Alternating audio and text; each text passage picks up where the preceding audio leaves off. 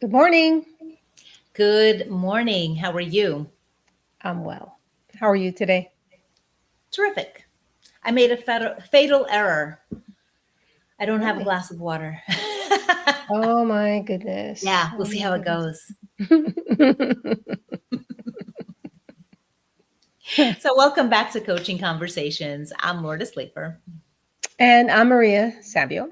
Thanks for joining us. And be sure to watch to the end of today's session because we'll have daily practices as we usually do. So, today's topic, if you've ever woken up feeling that heavy pull to stay in bed, which, you know, I think we all do, right?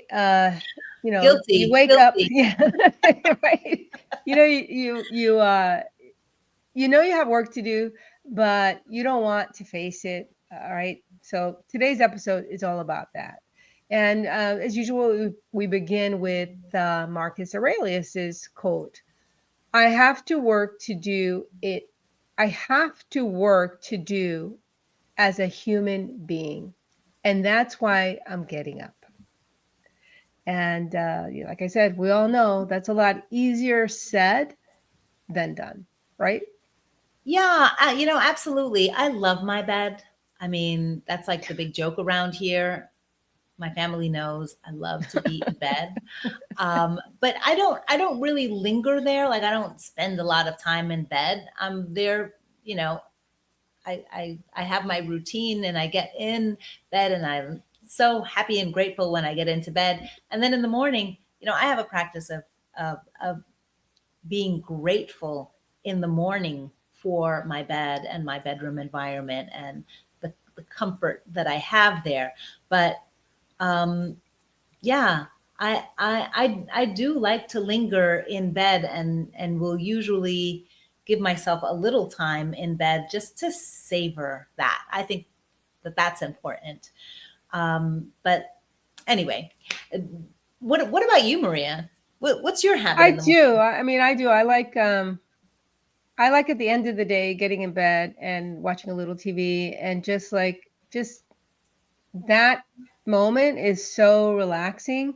And then when I first wake up, I usually wake up right around sunrise. And so I like that first, maybe it's 5 minutes, maybe it's 10 minutes before I go for my walk. And just knowing that it's calm, it's safe, it's perfect. I like that silence in the morning. And then I look forward to that morning walk because, it's like I said, it's sunrise. And so it's very quiet. And I love the quiet in the morning. And I love it in bed and I love it when I'm outside walking. I really do. Right, right. Yeah, no, that sounds lovely. But so if you don't maybe have the luxury to linger in bed for a few minutes in the morning and you've got to get up and you're feeling that struggle. Today we're breaking down why you resist, how to overcome it, and why leaning into your purpose is, the best way forward. Um, like we've already established, our beds can feel like the safest place in the world.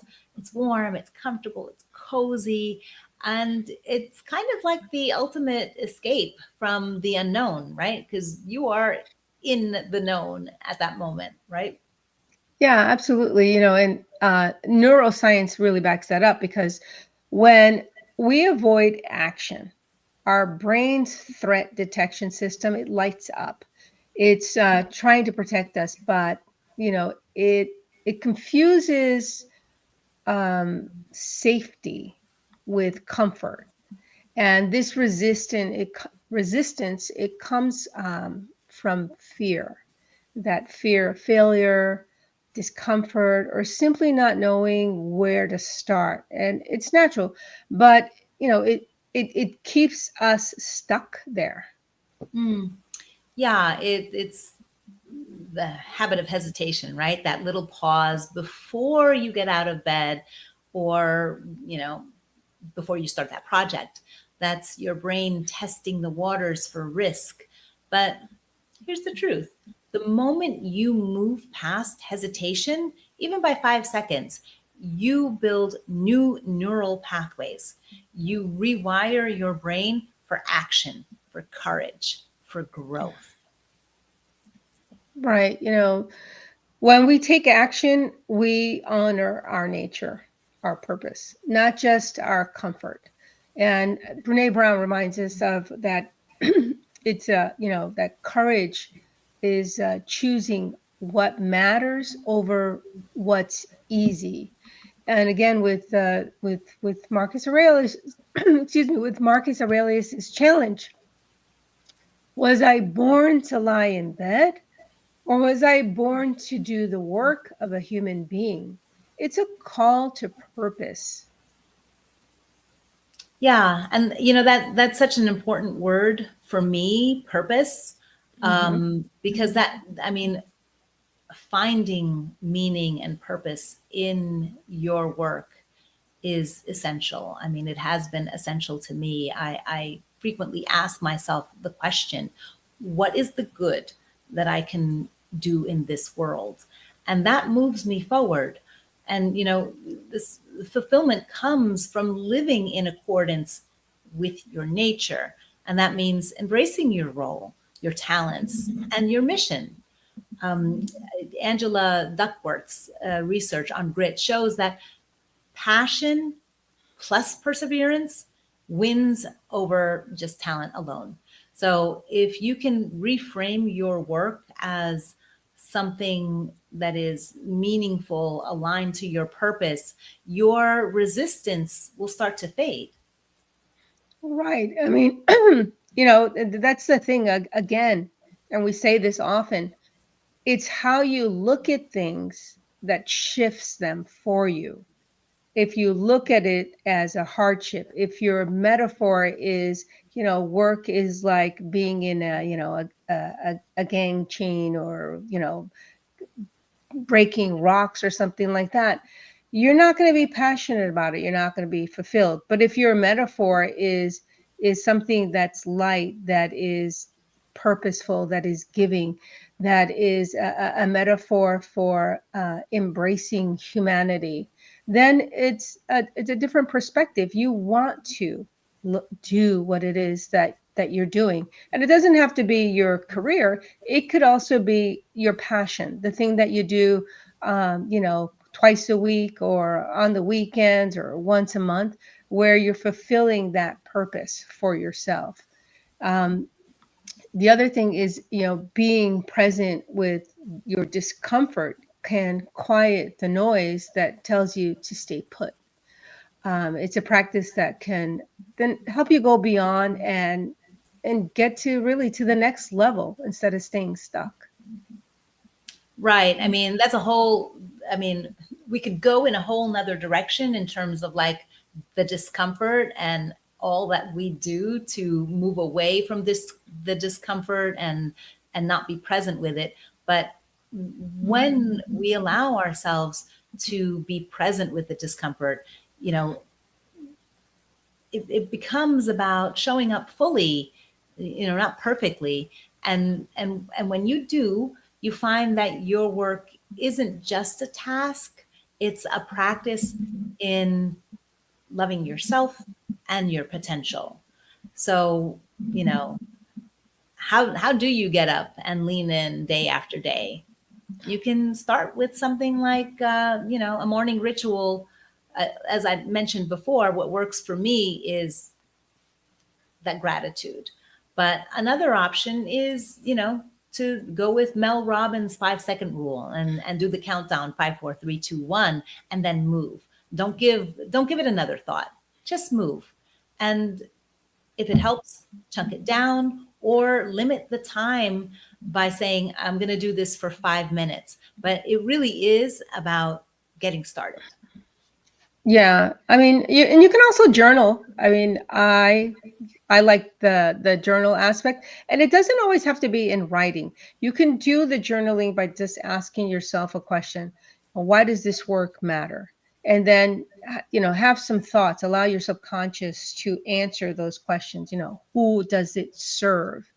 You can, if you like, you can write it. But again, the purpose of these questions is to allow your inner self, that subconscious, to speak to you so that you have more clarity for going forward.